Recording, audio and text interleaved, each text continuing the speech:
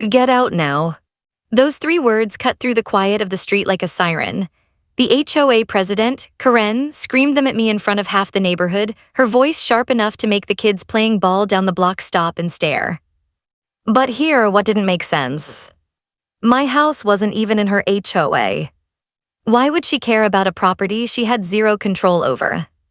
Why would anyone's? I thought I was dealing with nothing more than a pushy neighbor, someone who liked rules too much, maybe a control freak with too much time on her hands. I was wrong, dead wrong. What she was running was darker, organized, and a lot more dangerous than I could have imagined. I didn't know it then, but moving to Maplewood was about to pull me and my wife into the kind of nightmare you don't wake up from easily. The day started ordinary enough. A Saturday in late spring, sun warm but not heavy, the faint buzz of lawnmowers drifting across the subdivision. My boots crunched over gravel as I hauled the last box off the moving truck, sweat stinging my eyes. I remember the sound of the gate creaking on its old hinges when I set the box down by the porch.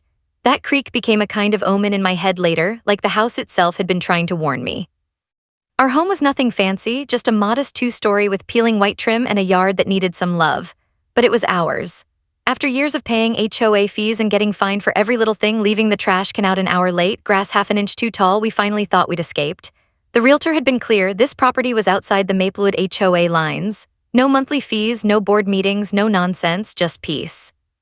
Or so we thought. I was still sweating and stretching my back when I noticed her.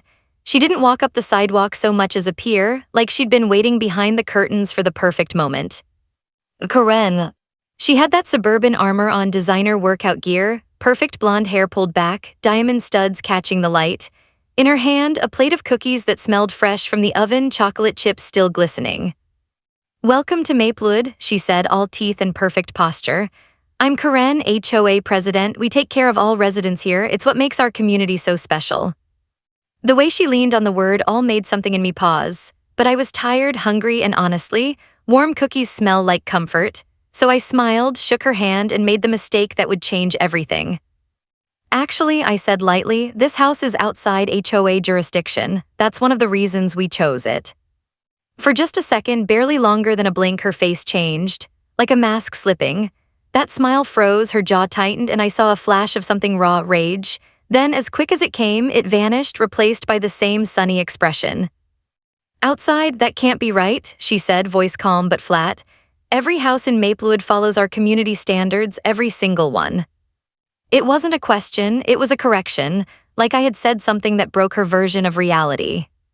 Looking back, that should have been my second warning, but exhaustion makes you ignore instincts. What followed wasn't small talk, it was interrogation disguised as hospitality. She asked about the deed, who the previous owners were, my job, my wife's job, whether we had kids, our mortgage, even our future plans. 40 minutes of polite questions with sharp edges. Her eyes never stopped scanning our yard, the windows, even the way our locks turned. At one point, she touched the door handle like she was steadying herself. Later, I realized she was testing it. She lingered by the electrical meter, claimed she was checking if it was properly installed.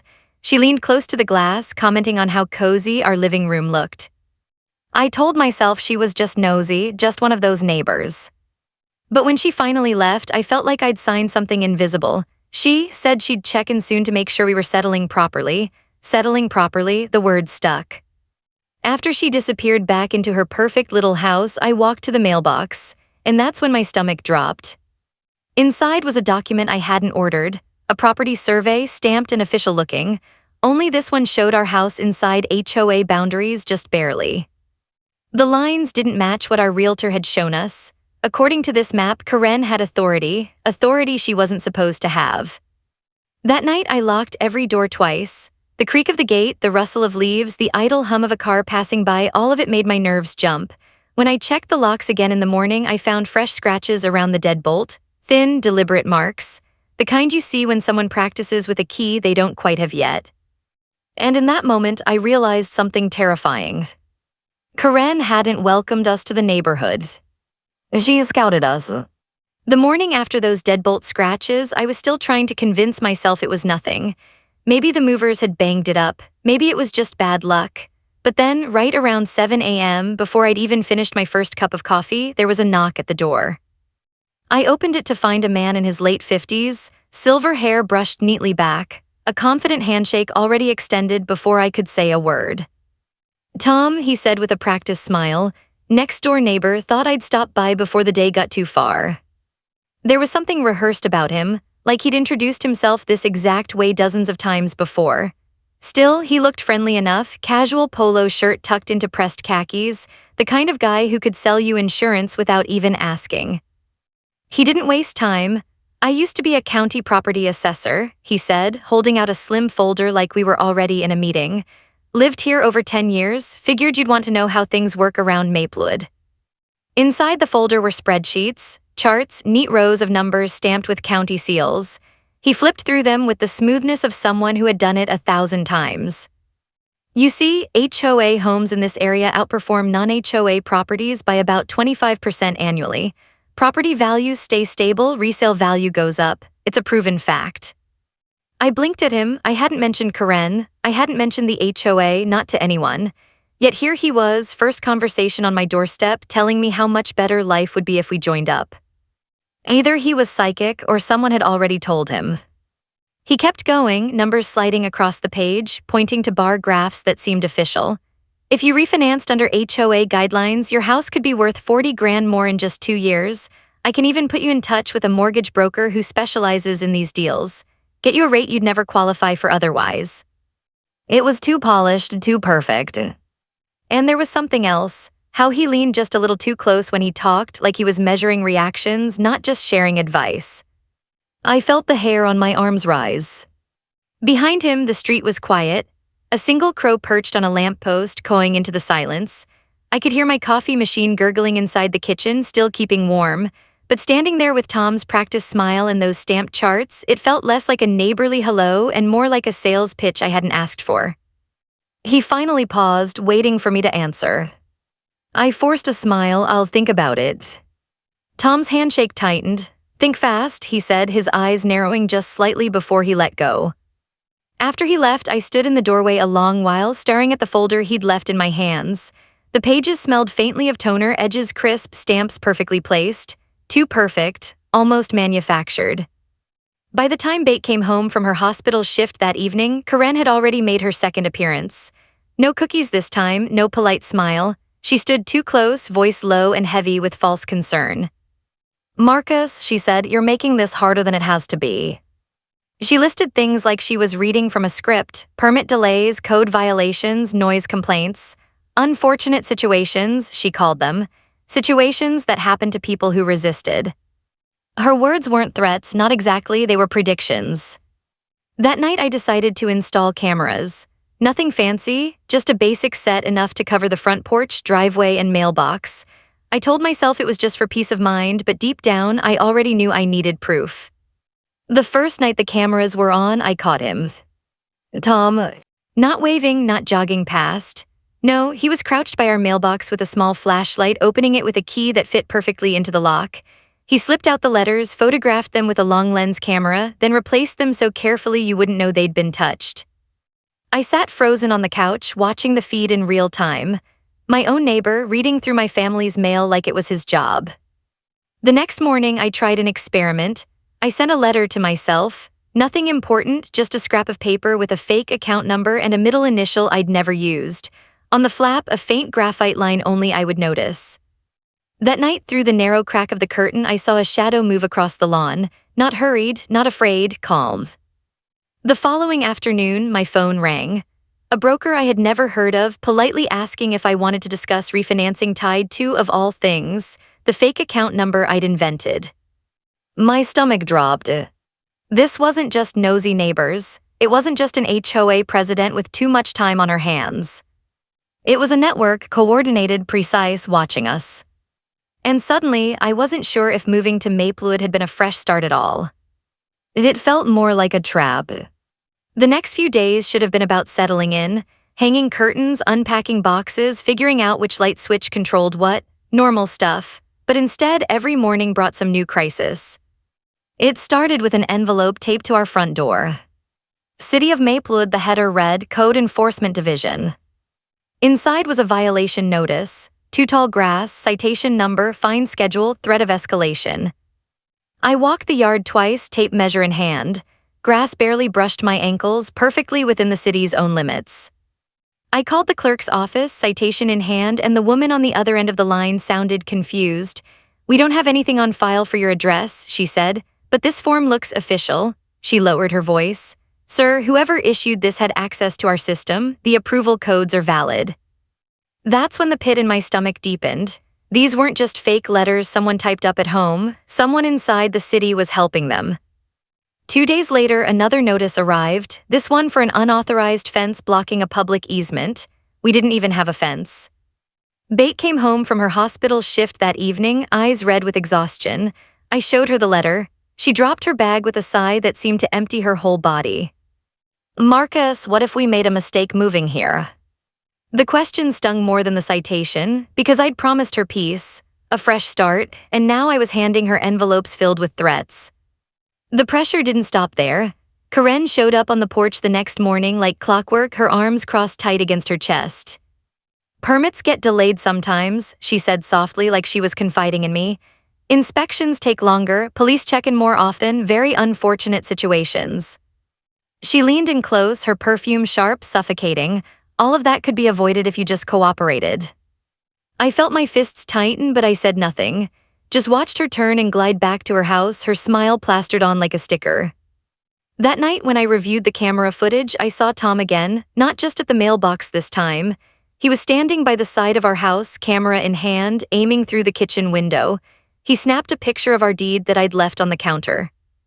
The idea that my neighbor had copies of my personal documents made my blood run cold. I told Bate. She stared at me silent for a long time. Then she whispered, "Marcus, if they have people in the city in the system, what chance do we have?" Her hands were trembling. I tried to comfort her, but the truth was I didn't have an answer. The harassment escalated with surgical precision. One afternoon, I came home from work to find another envelope, this one heavier. Inside were photographs of our yard with red circles drawn around problems. A crack in the driveway, a trash can set too close to the curb, things so petty they didn't even look real. But the document that came with them carried weight, fine amounts, deadlines. I called the city again and the clerk's tone had shifted, nervous now. These were filed by someone with high-level access," she admitted. "Whoever did this knows our codes, our systems. We're escalating this to cybersecurity. Sir, I suggest you document everything. Someone is deliberately targeting your family." Her words chilled me. Someone with real authority was behind this. That night, Bate and I barely spoke over dinner. The sound of her fork scraping against the plate felt louder than usual. She finally broke the silence. "Do you think they'll come after me while you're at work?" The way she said it, matter of fact, not dramatic, hit me harder than Karen's threats ever could. My wife was a nurse who worked double shifts to save lives, and now she was scared to come home to her own house. The house we'd chosen for freedom. The house that now felt like a cage. I started sleeping in the living room, shotgun propped against the couch, cameras pulled up on my phone. Every car that slowed in front of the house made my pulse race. Every creak of the gate sent me checking the locks again. And still the letters kept coming, each one more official than the last, each one designed to make me feel smaller, weaker, trapped. That's when I knew this wasn't just Karen. This was bigger. And if I didn't find someone to fight with us, we weren't going to last long. The night I finally decided we needed help, the house felt smaller than it ever had. Boxes still stacked in corners, the smell of cardboard and fresh paint lingering in the air. Bate sat at the kitchen table, her head in her hands, untouched coffee growing cold in front of her. "We can't keep living like this," she whispered, her voice cracked on the word living. She was right. The scratches on the locks, the endless fake violations, Karen's daily appearances on our porch, it was more than intimidation now. It was strategy, and strategy required a counter. I pulled out my laptop, the hum of the fan filling the silence, and searched for attorneys. Most looked too polished, too corporate, big offices with smiling stock photos, but one name stood out. Lena Carter, local real estate lawyer, excellent reviews, special focus on HOA disputes. Her office was only 20 minutes away, a small building near the courthouse with a faded sign that looked like it hadn't been updated in years. That felt real to me, not flashy, just solid. The next morning, I made the call. Her receptionist answered on the second ring, polite but not rehearsed, and booked me for the very next day. Walking into Lena's office, I noticed the details that made me trust her instantly. The scuffed wooden desk, the stack of legal pads filled with messy handwriting, the single-family photo on the shelf behind her. No sleek marketing, no sterile showroom atmosphere, just lived-in professionalism. She leaned forward as I explained everything: Karen's visits, Tom's property advice, the fake citations, the scratches on our locks. For the first time in weeks, I felt like someone was actually listening. "This is harassment," she said firmly, her pen moving quickly across the page. "And document fraud if what you're saying about those violations is true, possibly even stalking depending on what this neighbor Tom is doing. Don't worry, I'll shut this down immediately." Her confidence was like a life raft. I slid the stack of envelopes across her desk, the fraudulent citations, the photos, even the survey Karen had slipped into my mailbox. She examined each one with sharp eyes, nodding, jotting notes. "You did the right thing keeping these, they'll make our case stronger." For the first time in weeks, I exhaled without feeling the weight of it catch in my chest. But then she asked for more. "I'll need copies of your mortgage documents," she said, tapping her pen against her pad. "Bank statements, employment records, even your schedules. The more detail I have, the easier it will be to demonstrate the damages and the impact on your daily life. Courts take these cases more seriously when we show the full picture." It made sense. Lawyers need details, proof, but handing over that level of personal information still felt invasive, like stripping down in a crowded room. Bate hesitated when I told her later that night. She set her fork down, stared at me across the table.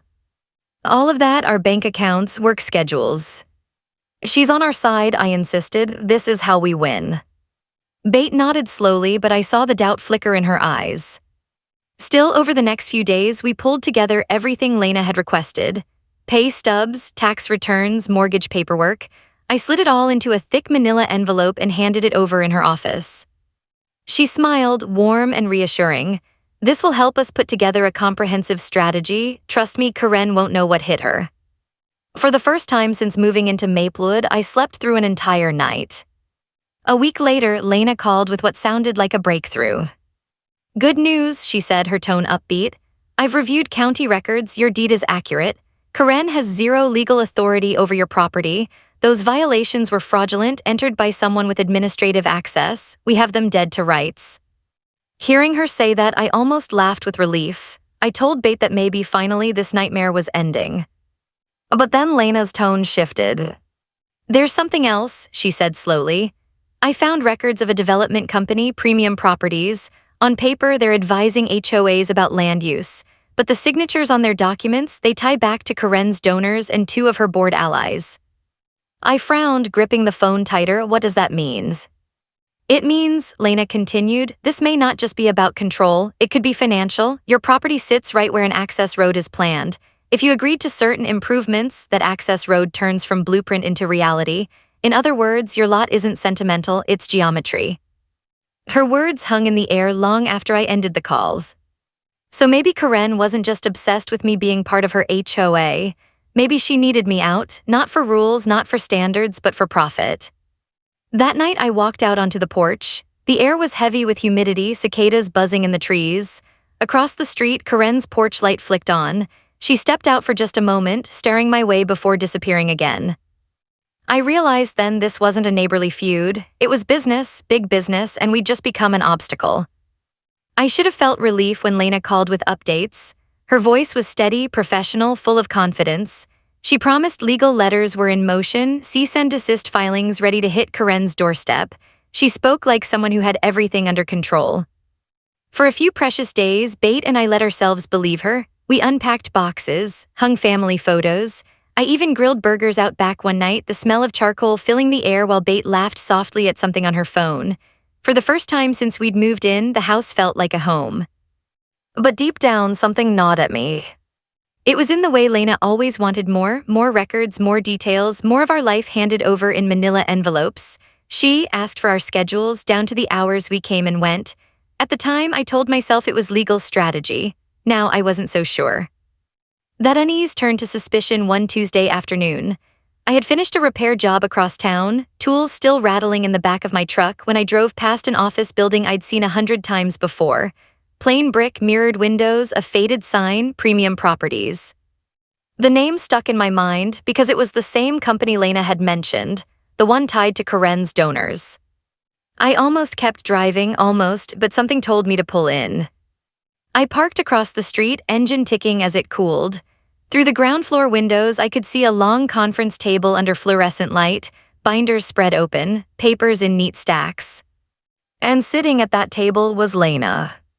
Not across from Karen, not arguing with her, no, she was next to her. The two of them leaned close, laughing at something in one of the files. And then I saw it, the green folder with my handwriting across the tab, my bank statements, our mortgage paperwork, the same documents Bate and I had trusted Lena to protect. My chest tightened, my palms went cold against the steering wheel. It wasn't strategy, it wasn't defense, it was transfer. I sat there for nearly an hour, watching through the glass as our attorney, passed page after page across the table. Karen flipped through them casually, like they were recipes torn from a magazine.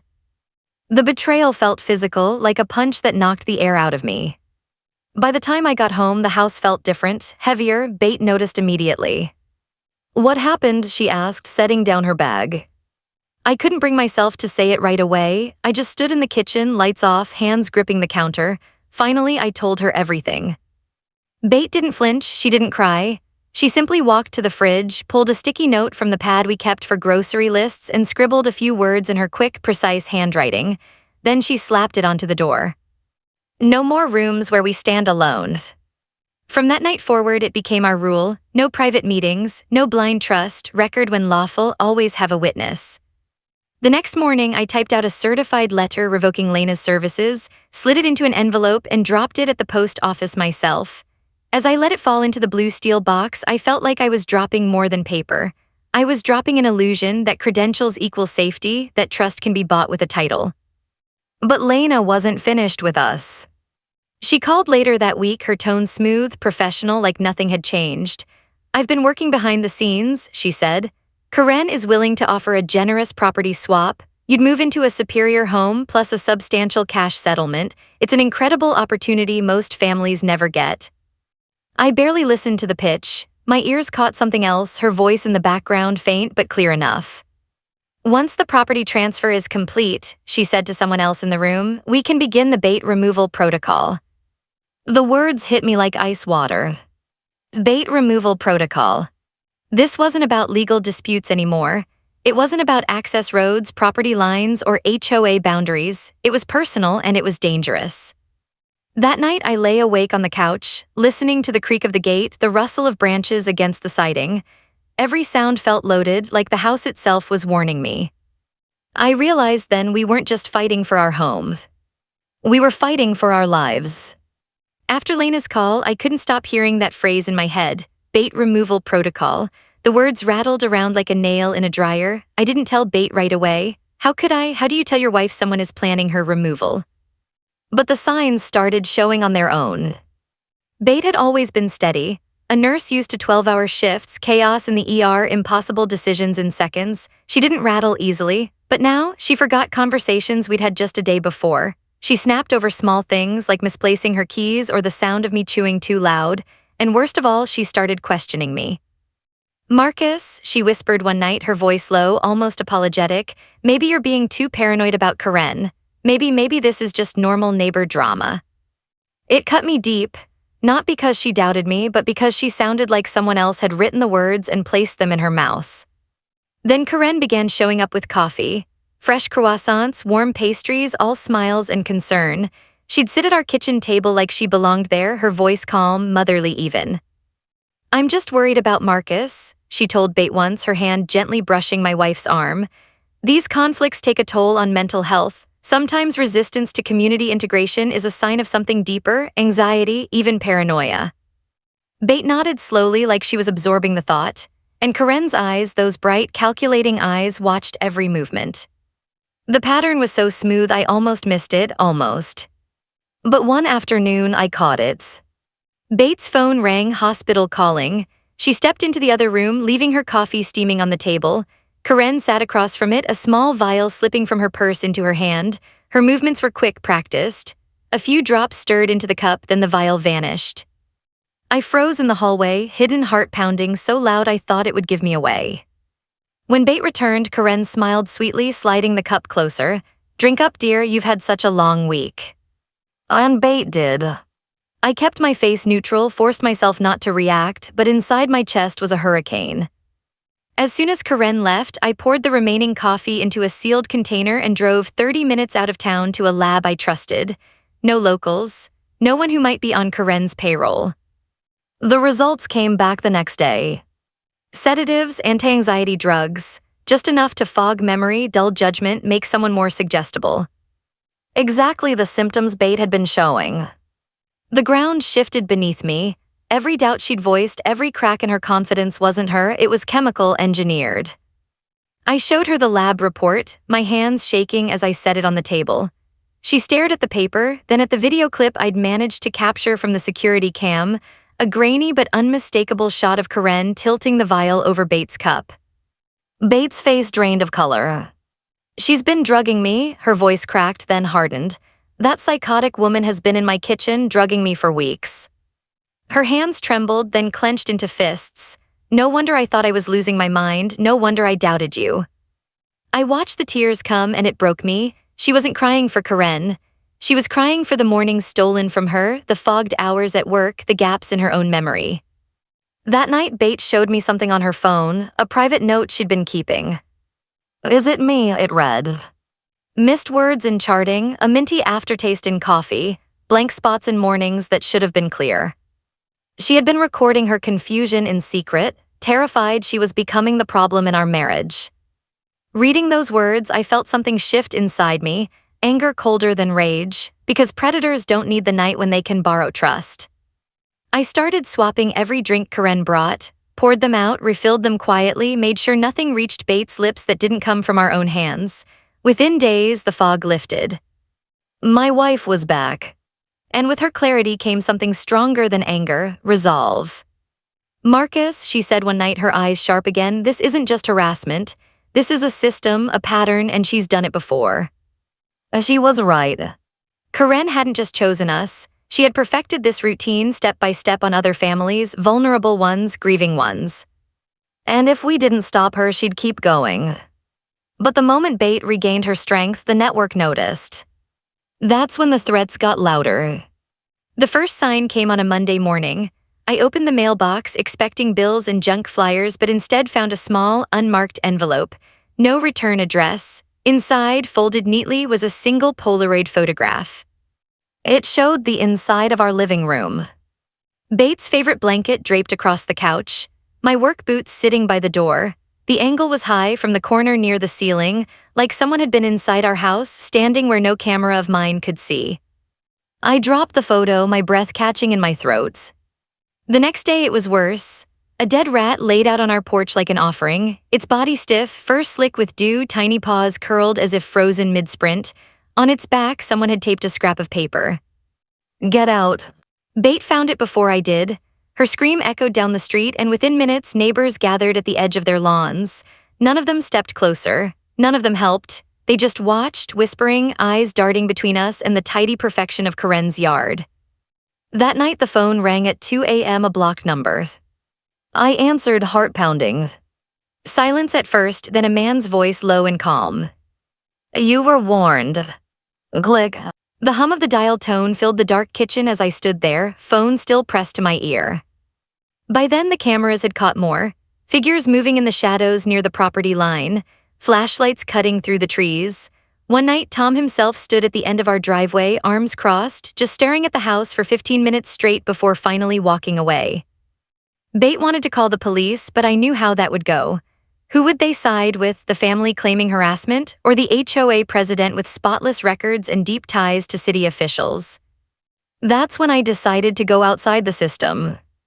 I contacted a private investigator named Harris, ex-cop, gray beard, no nonsense. His office smelled like stale coffee and cigarette smoke, his desk piled with manila folders and camera equipment. He didn't promise miracles, just facts. "HOA corruption," he said, flipping open a notebook. "Seen it before, they hide behind bylaws, then lean on weak spots. Money, influence, intimidation. Once they know what you value, they'll squeeze until you break." Well, he took the case. 2 weeks later, Harris returned with a folder thicker than my arm. Inside were records, property foreclosures, mysterious voluntary relocations, lawsuits that vanished mid-trial. At least 6 families over the past 5 years had left Maplewood under sudden, strange circumstances. One had a house fire no one could explain. Another had their bank accounts drained through clerical errors. Every single one had started the same way, with fake violations, sudden code enforcement, and friendly offers to relocate. And every single case tied back to Karen and her board. But the worst page was the last. A photograph, grainy but clear enough. Lena, my attorney, the woman I'd trusted, walking out of a restaurant with Karen and Tom, shaking hands in the parking lot like old friends. The betrayal stung again, sharper this time. When I showed Bate the file, her face hardened. No fear anymore, just fury. "They're running a machine," she said, her voice low, "and we're just their latest project." The weight of it pressed down on me, but in that moment I realized something important. They wanted us scared, silent, divided. But we were. The night after Harris delivered his report, I sat on the porch, shotgun across my lap, the cicadas humming loud in the humid air. Every shadow felt like it was watching, every rustle in the bushes a threat. And yet, for the first time, I wasn't the one afraid. I whispered into the night, a promise to myself as much as to them. "You picked the wrong family." It all came to a head on a stormy Thursday night. The air was thick, heavy with electricity, thunder rolling in the distance. Bate and I sat in the living room, curtains drawn tight, the glow of the security feeds flickering across our faces. That's when the motion alert pinged. A front gate. I pulled the feed up and froze. 3 figures, hoods pulled low, moving with practiced coordination. One carried a crowbar, another had a duffel bag slung over his shoulder. They weren't here to talk. Bates' hand tightened on my arm, but before panic could take root, another alert flashed. This time from the driveway camera, headlights cutting through the rain. A black SUV rolled to a stop, tires crunching against gravel. Out stepped Harris, trench coat soaked, camera in one hand, phone in the other. He wasn't alone. 2 patrol cars pulled in behind him, red and blue lights splashing across the street. Officers stepped out, weapons ready, shouts cutting through the storm. The 3 figures scattered instantly, but they didn't make it far. Within seconds, they were pinned to the wet asphalt, wrists cuffed, faces pressed against the ground. And then through the chaos, Karen appeared. She stormed out of her house, umbrella snapping in the wind, shouting at the officers. "You can't arrest them. This is private HOA business. I'll have all of your badges for this." Her voice cracked with rage, but it wasn't just anger I heard, it was desperation.